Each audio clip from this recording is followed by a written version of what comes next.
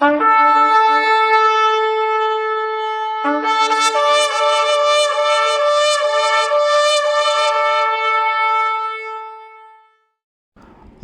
இயேசு கிறிஸ்துவின் நாமம் மகிமைப்படுவதாக.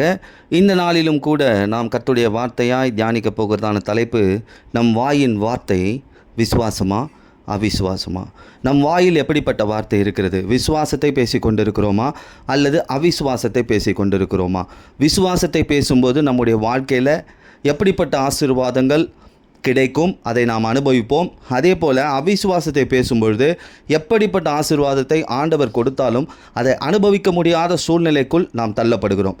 காரணம் அவிசுவாசமான வார்த்தைகள். இதை குறித்து இந்த நாளில் விளக்கமாய் தியானிக்க போகிறோம். செய்தியின் ஆரம்பம் முதல் முடிவு வரை இதை கேட்கும் பொழுது தான் இந்த செய்தியுடைய முழு சாராம்சமும் இதோடைய ஆவிக்குரிய அர்த்தமும் உங்களுக்கு புரியும். நாம் செய்திக்குள்ளாக கடந்து செல்வோம்.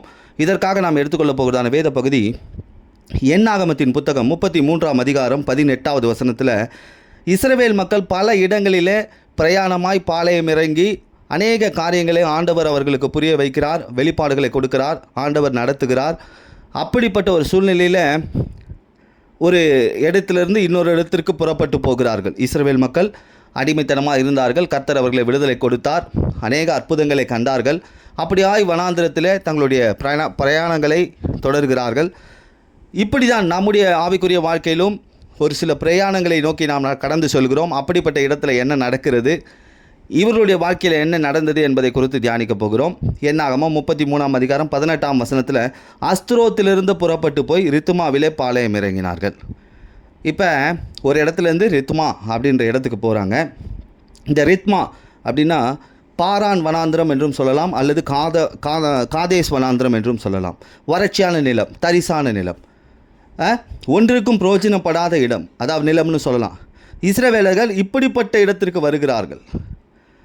இந்த ரித்மாவின் அனுபவம் ரொம்ப முக்கியம். நம்முடைய ஆவிக்குரிய வாழ்க்கையிலும் இப்படிப்பட்ட இடங்களை கடந்து வரக்கூடிய நாட்கள் வரலாம். வறட்சியான நிலத்தை பார்க்கலாம், தரிசான நிலம். நம் வாழ்க்கையில் சில நேரங்களில் நம்ம ஆவிக்குரிய வாழ்க்கையில், பூமிக்குரிய வாழ்க்கையில் சில வறட்சிகள் வர வாய்ப்புள்ளது. ஆனால் இதை எப்படி ஜெயிக்க வேண்டும், அந்த இடத்துல என்ன நடந்தது, இந்த ரித்மாவின் அனுபவம், அதை குறித்து என்னாகமம் 13ஆம் அதிகாரம் 1 முதல் 3 வசனங்களில் கர்த்தர் மோசேயை நோக்கி, நான் இஸ்ரவேல் புத்திரருக்கு கொடுக்கும் கானான் தேசத்தை சுற்றி பார்ப்பதற்கு நீ மனிதரை அனுப்பு. சுருக்கமாக நான் வாசித்து கொண்டிருக்கிறேன். ஒவ்வொரு பிதாக்களின் கோத்திரங்களிலும் ஒவ்வொரு பிரபுவாகிய புருஷரை அனுப்ப வேண்டும் என்றார். மோசேயிடம் கர்த்தர் சொன்னபடி அவர்கள் பாரான் அதாவது ரித்மா வனாந்திரத்திலே அனுப்பினான். அந்த மனிதர்கள் யாவரும் இஸ்ரவேல் புத்திரரின் தலைவர்கள். 12 தலைவர்களை அனுப்புகிறார். யார்? மோசே 12 தலைவர்களை அனுப்புகிறார். இந்த 12 தலைவர்கள், இதை குறித்து என்னாகமம் 13ஆம் அதிகாரம் 4 முதல் 15 வசனங்களை வாசித்து பார்த்தீர்கள் என்றால் இந்த 12 பேர்களுடைய பேர் அட்டவணை கொடுக்கப்பட்டிருக்கிறது. இவர்கள் போய் அந்த இடத்தை பார்க்கிறார்கள்.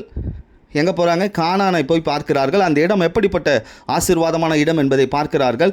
12 பேர் போகிறார்கள். ஆனால் 2 பேர் மட்டுமே இதில் விசுவாசத்தை பேசுகிறார்கள்.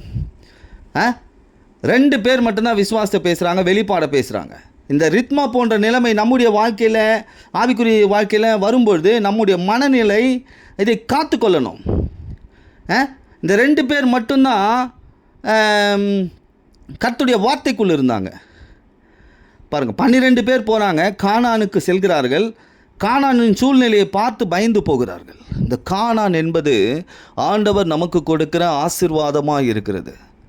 இந்த கானானை குறித்து பாருங்கள், ஒரு பெரிய ஆசீர்வாதம். இதை போய் பாருங்கன்னு சொல்ல உடனே அதை அனுபவிப்போன்னு இவங்க பேசலை, அவிசுவாசத்தை பேசுகிறாங்க. இந்த 10 பேர் சொன்னது என்ன தெரியுமா? இந்த 10 பேர் சொன்ன அவிசுவாசமான வார்த்தை பாருங்கள், வாயின் வார்த்தைகள்.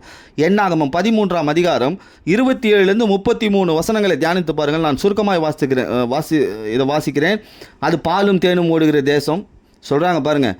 பட்டணங்கள்லாம் எப்படி இருக்குது? அரணிப்பாகவும் மிகவும் பெரிதாக இருக்கிறது. நாம் போய் ஜனங்களோடு எதிர்க்க நம்மால் கூடாது. அவர்கள் நம்மை பார்க்கிலும் பலவான்கள். நாங்கள் அதில் கண்ட ஜனங்கள் எல்லோரும் மிகவும் பெரிய ஆட்கள். அங்கே ராட்சச பிறவிகளை கண்டோம். நாங்கள் எங்கள் பார்வைகளுக்கு வெட்டிகளை போல இருக்கிறோம். அவர்கள் பார்வைக்கு அப்படியே இருந்தோம் என்று சொல்லி தங்கள் சுற்றி பார்த்து வந்த தேசத்தை குறித்து துர்ச்செய்தியை பரப்பச் செய்தார்கள் என்று சொல்லப்பட்டிருக்கு. 10 பேர் பாருங்க, ஆண்டவர் ஒரு பெரிய ஆசீர்வாதம் இருக்குது, அதை போய் சுதந்திரத்து கொள்ளுங்கள்னு சொல்கிறாரு. ஆனால் இவங்க என்ன பண்ணுறாங்க, அதை பார்த்து பயந்து துர்ச்செய்தியை பரப்புகிறாங்க. ஆனால் 2 பேர் மட்டும், அதே என்னாகமம் 13ஆம் அதிகாரம் 30வது வசனத்தில் இவர்கள் சொன்னது பாருங்கள், நாம் உடனே போய் அதை சுதந்திரத்து கொள்ளுவோம், எளிதாய் ஜெயித்து விடலாம் என்கிறார். 2 பேர் மட்டும் விசுவாசத்தை பேசுகிறாங்க. ஈஸியாக அதை நம்ம எடுத்துக்கலாம், அதை நம்ம ஜெயிச்சிடலாம். கர்த்தர் கொடுத்துருக்கிறார் கானான் தேசத்தை, எனக்கு ஒரு ஆசீர்வாதத்தை கொடுத்துருக்கிறார், அதை நான் எளிமையாக சுதந்திரத்துக் கொள்வேன். இந்த 10 பேருடைய வாயின் வார்த்தைகள் எப்படி இருக்குது, இந்த 2 பேருடைய வாயின் வார்த்தைகள் எப்படி இருக்குது பாருங்கள். இந்த 10 பேர் அவிசுவாசத்தை பேசுகிறாங்க, 2 பேர் விசுவாசத்தை பேசுகிறாங்க. பாருங்கள், இவர்கள் இயேசுவை மிகப்படுத்தி பேசலை, கானானியரை மிகப்படுத்தி பேசுகிறாங்க. நாங்கள் வெட்டுக்கிளிகளை போல இருக்கிறோம், இப்படிலாம் வாயின் வார்த்தை. வாயில் எப்படி சொல்கிறாங்க, நாங்கள் இப்படி இருக்கிறோம் அப்படி இருக்கிறோம். நம்ம எப்படி பார்க்குறோமோ அப்படி தான் மற்றவர்கள் நம்மை பார்ப்பார்கள். நம்மளையே வெட்டிக்கிளியாக பார்த்தா மற்றவன் நம்மளை வெட்டிக்கிளியாக தான் பார்ப்பான். நம்மளையே நம்ம பலவீனமாக பார்த்தா மற்றவன் நம்மளை பலவீனமாக தான் பார்ப்பான். நம்மளே நம்ம தோற்றவர்களாக பார்த்தா மற்றவர்களும் நம்மை தோற்றவர்களாக தான் பார்ப்பாங்க. நம்முடைய வாயிலிருந்து வரக்கூடிய வார்த்தை மிக முக்கியமானது. அதுவே நமக்கு ஆசீர்வாதத்தையும் சாபங்களையும் கொண்டு வந்துடும். நம்ம வாயில் எதை பேசிகிட்டு இருக்கோம்? கர்த்தர் கொடுக்கிறார் ஒரு ஆசீர்வாதத்தை, அதை நான் சுதந்திரத்துக் கொள்வேன், கர்த்தர் என்னோடு இருக்கிறார். எப்படிப்பட்ட சத்துருக்கள் எனக்கு விரோதமாக வந்தாலும் சரி, எப்படிப்பட்ட மனிதர்கள் வந்தாலும் சரி, எப்படிப்பட்ட ஆவிக்குரிய செயல்பாடுகளின் வாழ்க்கையில் கடந்து வந்தாலும் சரி, அதை நான் ஜெயிப்பேன். விசுவாசத்தை பேசணும். நம் வாயின் வார்த்தை, இந்த வாயின் வார்த்தை எப்படி இருந்தது பாருங்கள். இந்த இஸ்ரவேல் ஜனங்களுக்கு ஒரே பிரச்சனை இதே தான். என்னாகமம் 14ஆம் அதிகாரம் 2வது வசனத்தில் பாருங்கள், இஸ்ரவேல் ஜனங்கள் மோசேக்கும் ஆரோனுக்கும் விரோதமாக முறுமுறுப்பாங்க. சொல்லும் போதெல்லாம் பாருங்கள், நாங்கள் செத்துப்போனால் நலமாக இருக்கோன்னுவாங்க.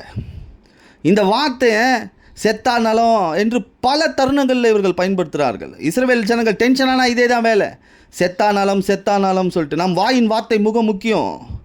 விசுவாசிகள் அனுபவிக்கிற பிரச்சனைகளுக்கு அவர்களுடைய நாவு, அவர்களின் வார்த்தை தான் காரணம். ஆண்டவரை குறை சொல்ல முடியாது. கர்த்தர் என்னை கைவிட்டார், இயேசு என்னை சோதிக்கிறார். நம் வாயின் வார்த்தை, என் வாயின் வார்த்தையில் நான் அவிசுவாசத்தை பேசும்போது அந்த அவிசுவாசமான வார்த்தை என் வாழ்க்கையில் கிரியை செய்ய ஆரம்பிச்சிடும். நான் விசுவாசத்தை பேசும்போது என்னுடைய விசுவாசம் என் வாழ்க்கையில் கிரியை செய்ய ஆரம்பிச்சிடும். இதுக்கு உதாரணம் நான் சொல்கிறேன் பாருங்கள். ஆதியாகமம் 48ஆம் அதிகாரம் 1 வசனத்தை கூட வாசித்து பார்த்தோம்னா, உம்முடைய தகப்பனாருக்கும் வருத்தமாக இருக்கிறது என்று யோசேப்புக்கு சொல்லப்பட்டது. இது நம்ம கொஞ்சம் விரிவாக்கப்பட்ட வேதாகமத்தில் தகப்பனார் வியாதிப்பட்டிருக்கிறார் என்று. யாக்கோபு இப்போது வியாதியாக இருக்கிறாரு. வேதாகமத்தின்படி முதலாவது வியாதியில் மரித்த தேவ மனிதன் யாக்கோபு தான். முற்பிதாக்கள் ஒருவர் யாக்கோபு, ஆனால் வியாதியில் மறுக்கிறார். இதற்கு காரணம் என்ன தெரியுமா? பாருங்கள், யாக்கோபு ஆபிரகாம் தாத்தா, ஈசாக்கு அப்பா, அதுக்கப்புறம் வந்த யாக்கோபு மிகப்பெரிய செல்வந்தன், கர்த்தருடைய வாக்குத்தத்தங்களை சொந்து கொண்டவன், எல்லாவற்றையும் ஜெயித்து வெறும் கோலும் தடியாய் போனவனை கர்த்தர் 2 பரிவாரங்களுக்கு ஆசீர்வதித்தார். ஆனால் வாயின் வார்த்தைகள் சரியில்லை. இதுக்கு காரணம் என்ன நான் சொல்கிறேன் பாருங்கள். ஆதியாகமம் 37ஆம் அதிகாரம் 35ஆம் வசனத்தில் அவனுடைய, அதாவது யாக்கோபுடைய குமாரத்திகள் எல்லோரும் அவனுக்கு ஆறுதல் சொல்ல வந்து நின்றார்கள். பாருங்கள், காரணம் யோசேப்பு மரித்துட்டான்னு சொன்னதுனால பொய் சொல்லியிருக்காங்க சகோதரர்கள். அதனால் அவர் ஒரு மன உளைச்சலுக்குள்ளே போகிறாரு. அப்போ நடந்த சம்பவம் பாருங்கள். அதனால் அவன் ஆறுதலுக்கு இடம் கொடாமல் நான் துக்கத்தோடே என் குமாரரிடத்தில் பாதாளத்திற்கு இறங்குவேன் என்றான். பாருங்கள், இவன் வாயின் வார்த்தை பார்த்தீங்களா? இந்த யாக்கோபுடைய வார்த்தை பாருங்கள், நான் துக்கத்தோட பாதாளத்துக்கு போவேன். எங்கே போவேன்? நான் பரலோகம் போக மாட்டேன், பாதாளத்துக்கு போவேன். அதாவது சாத்தான் குடியிருக்கிற இடத்துக்கு போவேன். தன் வாயில் அறிக்கையிடுறான். இவன் வாயின் வார்த்தை அப்படியே நிறைவேறிச்சு பாருங்கள். வியாதி, இந்த வார்த்தை இந்த வியாதியில் மரித்தான். இதை நாம் எபிரேய வேதாகமத்தில் காலா என்று சொல்லப்படுகிறது. இந்த வார்த்தை வேதாகமத்தில் 2 தடவை பயன்படுத்தப்படுது. இந்த எசேக்கியா வியாதிப்படும் போதும் பிளவை நோய் பயன்படுத்தும் போதும் இந்த வியாதிக்கு அந்த வார்த்தை பயன்படுத்தப்படுகிறது. அதே போல் யாக்கோபு வியாதிப்படும் பொழுதும் இந்த வார்த்தை பயன்படுத்தப்படுகிறது. இங்கே பாருங்கள், இந்த 2 பேரில் யாக்கோபு மரித்தான், எசேக்கியா ஆயுசு நாள் அதிகரிக்கப்பட்டது. இந்த யாக்கோபு வியாதிப்பட்டு மரித்த காரணம் இவன் பேசின வார்த்தை. இந்த இஸ்ரவேல் மக்களும் அப்படி தான், நாமும் அப்படி தான். சில நேரங்களில் சில பிரச்சனைகளில் அந்த பிரச்சனையே பேசிக்கிட்டு இருப்போம், அதுவே நம்மளை ஜெயிச்சிடும். வாயின் வார்த்தை. ஏன்னா வேதாகமம் சொல்லுகிறது, என்னாகமம் 14ஆம் அதிகாரம் 28ஆம் வசனத்தில், நீ அவர்களோடு சொல்ல வேண்டியது என்னவென்றால், நீங்கள் என் செவிகள் கேட்க சொன்ன பிரகாரம் உங்களுக்கு செய்வேன் என்பதை என் ஜீவனை கொண்டு சொல்லுகிறேன் என்று கர்த்தர் உரைக்கிறார். அதாவது என் காது கேட்கும்படி நீங்கள் பேசுகிற வார்த்தைகளெல்லாம் அப்படியே செய்வேன். அப்படின்னா நம்ம பேசும் வார்த்தைகளின்படி அவர் செய்தால் நம்முடைய நிலைமை என்ன? நாம் இப்போ சொல்கிறோம் பாருங்க, நான் செத்துட்டா நல்லாயிருக்கும், நான் போயிட்டா நல்லாயிருக்கும், நிம்மதி இல்லை. அவிசுவாசத்தை பேசுகிறது, அப்படி பேசுகிறத ஆண்டவர் அப்படியே செய்தால் நம் வாழ்க்கை எப்படி இருக்கும்? அதனால தான் யோசுவா காலேப் 2 பேர் மட்டும்தான் கானானை சுதந்தரிப்பேன்னு சொல்கிறாங்க. ஆகவே தான் இந்த 2 பேர் மட்டும் கானானின் 1000 மடங்கு ஆசீர்வாதங்களை சுதந்தரித்தார்கள். மீதி இருக்கிற அந்த 12 கோத்திர தலைவர்கள், 12 கோத்திர தலைவர்களில் 10 பேர் சுதந்தரிக்கல. இன்னைக்கு நமக்கு ஆண்டவர் வாக்கு தத்தங்களை கொடுத்திருக்கிறார். அதை நான் சுதந்தரிப்பேன்னு சொல்லி விசுவாசத்தோடு பேசும்போது அதை சுதந்திரத்து கொள்வோம். அவிசுவாசத்தை பேசக்கூடாது. நம் வாயின் வார்த்தை முக்கியம். எவ்வளோ பெரிய நீதிமானாக இருந்தாலும் சரி, நம் வாயின் வார்த்தை முக்கியம். விசுவாசிகளாகிய நமக்கு வசனங்கள் நல்லா தெரியும், ஜபம் நல்லா தெரியும், ஆராதனை நல்லா தெரியும், ஊழியம் நல்லா தெரியும். ஆனால் நம் வாயிலிருந்து தவறான வார்த்தைகள் புறப்பட்டு வரும்பொழுது நம்முடைய எல்லா ஆசீர்வாதங்களும் அதை அழிச்சிடும். நம்முடைய ஆசீர்வாதங்கள் வாயின் வார்த்தையில் இருக்குது, நம்முடைய விசுவாச பேச்சில் இருக்கிறது. நீதிமொழிகள் 15ஆம் அதிகாரம் 4வது வசனம் இப்படியாக சொல்லுகிறது, ஆரோக்கியமுள்ள நாவு ஜீவ விருட்சம்.